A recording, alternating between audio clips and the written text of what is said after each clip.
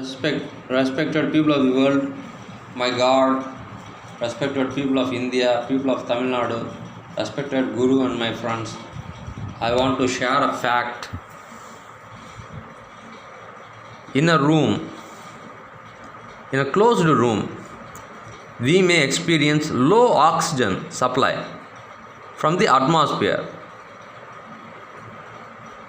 and excess release of carbon dioxide from our lungs.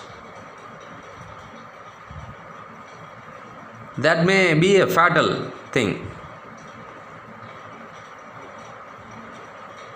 தமிழக மக்களுக்கு இந்திய மக்களுக்கும் வணக்கம். இந்தியாவில் உள்ள ஒரு முக்கியமான மொழியாகிய தமிழ் மொழி மூலம் நான் ஒரு தகவல் பகிர்ந்து கொள்ள விரும்புகிறேன். ஒரு அடைக்கப்பட்ட அறைக்குள் ஆக்சிஜன் சப்ளை கம்மியாகத்தான் இருக்கும்.